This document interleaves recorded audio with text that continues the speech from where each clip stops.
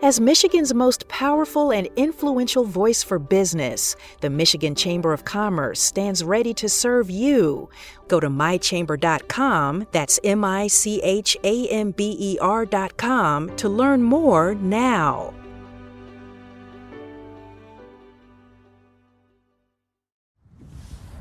This is Niraj Warikoo of the Detroit Free Press, reporting outside St. Joseph Banquet Center in Warren, where hundreds of Ukrainian Americans are holding a protest against Russia's invasion of Ukraine. Many here spoke of loved ones that are in harm's way right now in Ukraine, and they're worried about their future. They said helicopters bombing, they just see stuff being blown up out of their windows. They called Putin a dictator who's threatening democracy and freedom not only in Ukraine, but around the world. Last week, Russia began an invasion of Ukraine. There's a lot that's led to this moment, but a key reason Russia has cited is that Ukraine has been inching closer to joining the North Atlantic Treaty Organization, or NATO, and Russian President Vladimir Putin opposes that. The U.S. called the move unprovoked, and along with other countries, we've responded with economic sanctions. According to the Associated Press, we're also sending Stinger missiles for Ukrainian use. But even with everything happening on a global stage, in Metro Detroit, with a high number of Eastern Europeans, Arab Americans, and other communities, it's felt personal. From the harm to families back home, to the plans for refugees, to reports of racism at the border and in media coverage. Many of them are thinking about how the conflicts in Iraq and the Middle East over the past 20 years have been covered. There is an element of, especially in the Arab American community, that maybe we were treated differently. In this week's episode, we dive into what an attack thousands of miles away means on Michigan soil and why you shouldn't look away. I'm Kerry Jr. II, and this is On the Line.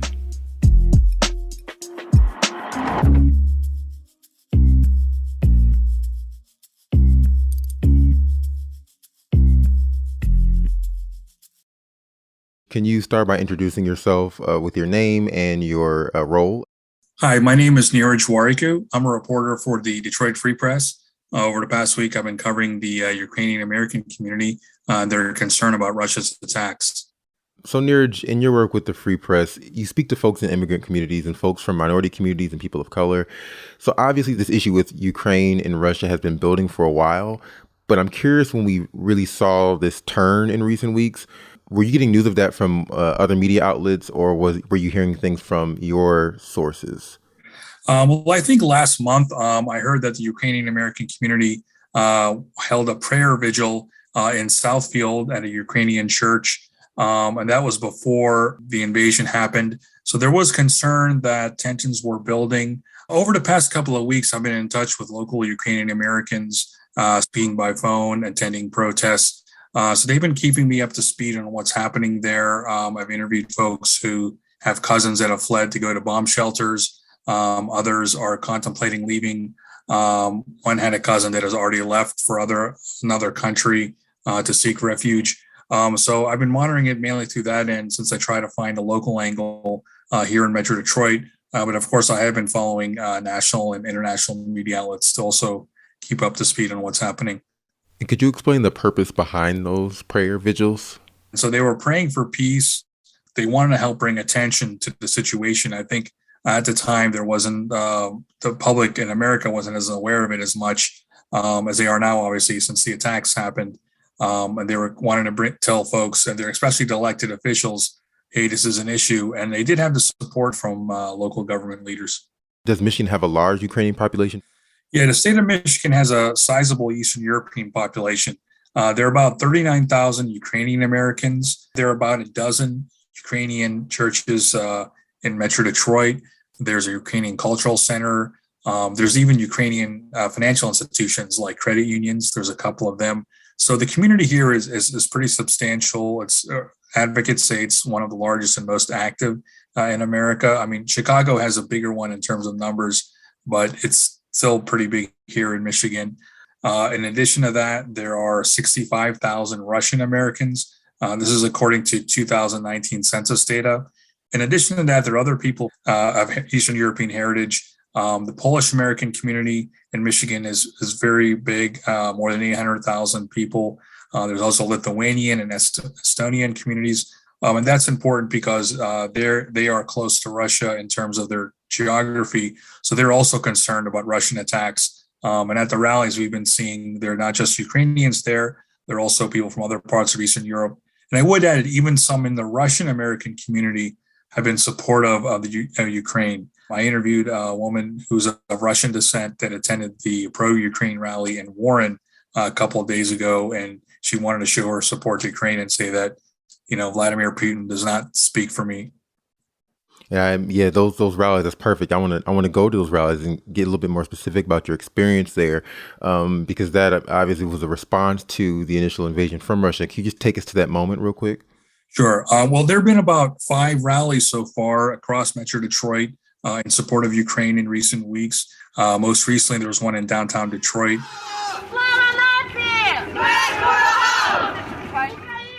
That media report said attracted more than 1,000 people. There was one a few days ago in Warren that attracted hundreds. People were waving the Ukraine flag. The mayor of Warren, Fouts, spoke at that rally. And so they wanted to show a message that they're standing strong in solidarity. And they also wanted to call upon the government to enact tough sanctions. And in your attendance in the rally in Warren, can you tell us a little about what the feeling was that day? Take us there if you could. Sure. It was a cold day, a cold Michigan winter day. But despite that fact, there was a substantial crowd. People were waving Ukraine flags. It was held outside a Ukrainian Catholic church. So at the rally, there was a lot of anxiety. There was a lot of worry, a lot of fear. I spoke to 2 sisters from Clinton Township, Catherine and Victoria Potapenko. You were telling me you have some family in Kyiv? Or, Yes. And how do you, what are they saying? Or are you worried about them? Or? Yes, we're very worried about them. However, what they're saying is that they've been anticipating this since 2013, since the Euromaidan crisis. So ever since that's happened, we've been anticipating this. Ramping so they're up ready. our army, and they've been ready. Our men are ready, and we're not surprised at all that this is happening. Who told me about one cousin that has already fled to We Hungary. had a cousin that had to flee to Budapest, Hungary, and our aunts and uncles are in bomb shelters in Kiev right now. They said helicopters bombing, they just see stuff being blown up out of their windows. Some are contemplating whether to leave or not. And so when you spoke to those 2 sisters, what did they say? What were their initial reactions to the invasion? They were quite upset. They said that this was something that in a way was kind of expected, because they said Russia has not been acting in a friendly manner for years. It wasn't a matter of if it would happen, it was when. It was a shock. It was a shock. Not that Russia wanted to attack, the fact that it was allowed to happen. It also angered them. They're really upset. They feel that he's an authoritarian leader, and that unless people push back against him, he's going to take over even more territory and affect their families and relatives that live there. After the break, we delve into the uncertainty of what happens next, how other communities are grappling with the attack, and where to look if you want to help.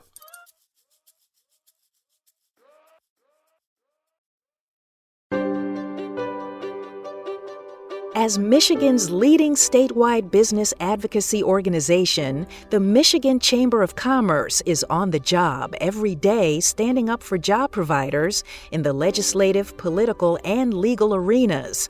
We are the unified voice of thousands of members who employ over 1 million Michiganders. We work with trade associations and local chambers of commerce of every size and kind in all 83 counties of the state. We know business in Michigan. Learn more today about how we can protect, connect, and strengthen your business.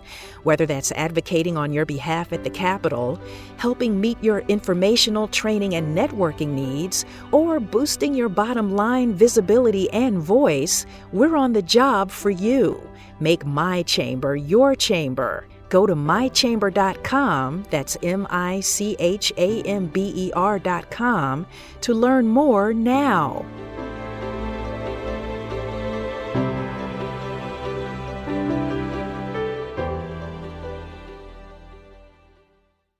And we're back speaking with Free Press reporter Niraj Warikoo about his recent coverage of a rally in support of Ukraine amid an invasion by Russia. So, Niraj, the sisters you spoke with, Catherine and Victoria Potapenko, they expressed how they felt that this invasion was expected. Was that sentiment shared by other folks at the rally? Yeah, that was widely shared by everyone I spoke with. The anxiety, the uncertainty of what's going to happen next. They don't know where this invasion, how long it's going to last. Already, the New York Times is reporting that there have been 660,000 refugees. So if for just a few days, that's quite a lot, but there could be even more than that in days to come. The number actually hit 1 million after we spoke. One of the speakers, who happens to be a Dearborn school board member, was there, Irene Watts. She's of Ukrainian descent. And she was talking about her ancestors faced rule of Nazis. Others faced the rule of had to deal with communists.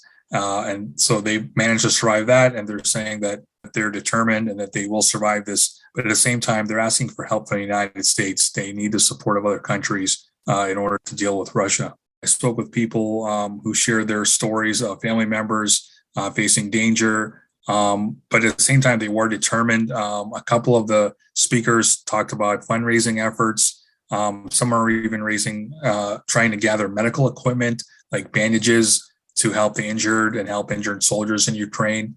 So they're trying to work in constructive ways to help out Ukraine. How are people showing their support for Ukraine? Yeah, so they're mobilizing in different ways. Some are raising money. There was a box of cash that was moved around at the rally to collect donations, but others are doing it mostly online. Obviously, the Ukrainian Americans have a couple of groups set up. They created an emergency committee earlier this year to help with donations and to raise awareness. When I hear those two sisters talk, and some of the other coverage from Ukrainians coming out about this war, there seems to be a sense of poise to say a bit about the situation. Like they understand what the situation is. Not that there's no fear, but there's an understanding of what needs to be done to get through this, and that they're not going to go down without a fight. Right. No, there is a lot of determination. I mean, in fact, whenever I spoke with them, they wanted to stress that while they're worried and anxious, they're also determined. They're saying that if we have to fight, we'll do it. There is a sense of, we're strong people. We've been through this before as Ukrainians. Did you ask folks what they thought about the U.S.'s response to the invasion and the sanctions? Have they spoken to that at all? The Ukrainian Americans have been applauding the Biden administration for how they've acted. They made it a point to say that at the same time, they feel that they want even tougher sanctions, right? They want more military assistance as well.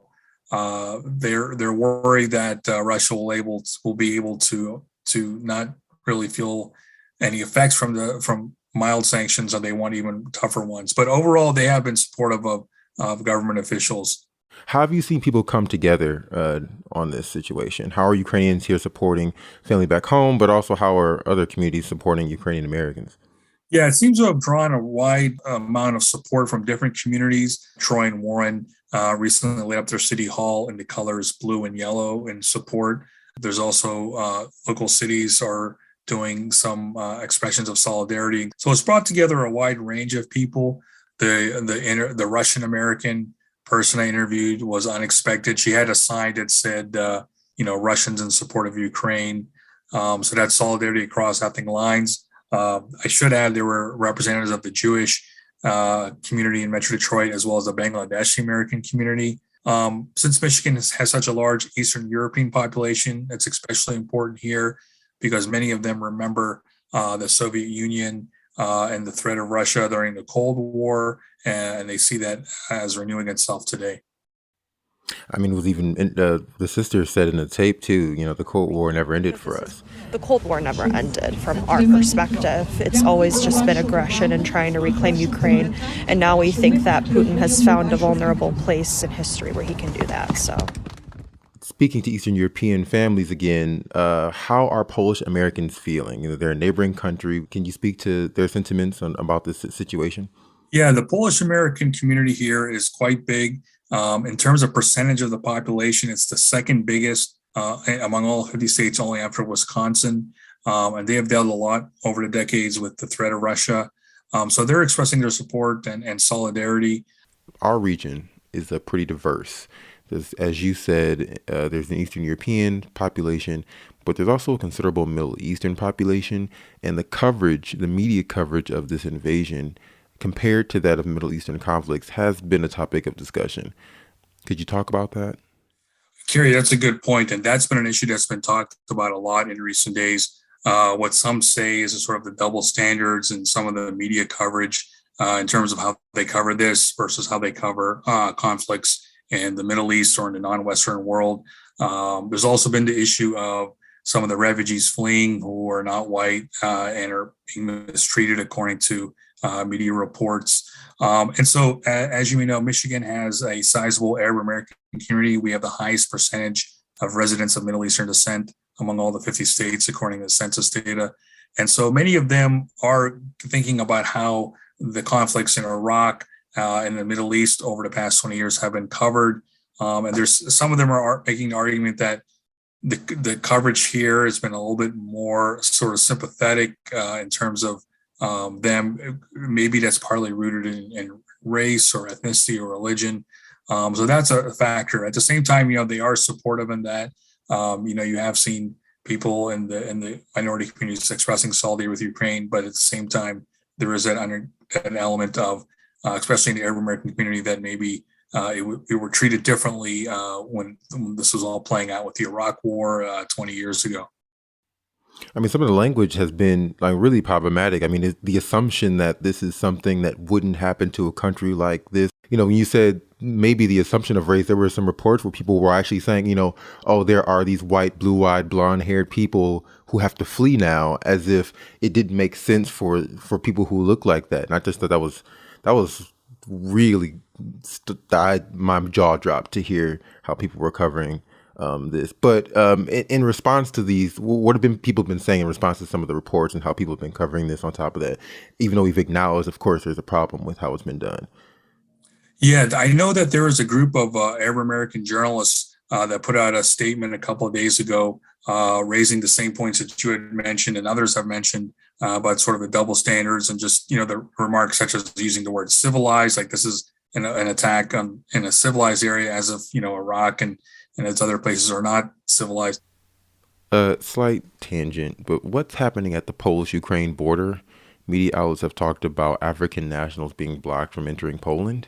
Yes, that's been an issue that has come up in recent days, that students and other immigrants in Ukraine who study there, who are of a non-Western background from countries in Africa, India, Pakistan, the Arab world, they've been facing a lot of challenges and in some cases discrimination by border guards and others, and trying to leave or trying to seek refuge.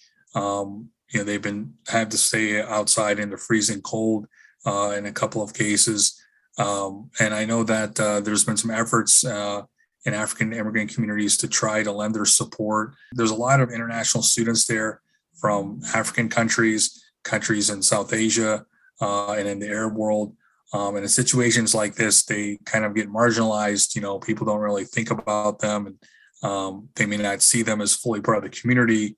And so in situations like this, they have to deal with racism. But yeah, that's been a big issue. I know online there was a hashtag, I think it was called Africans in Ukraine, that brought a lot of attention to their plight. Why is it necessary that we continue to discuss the impact on families here?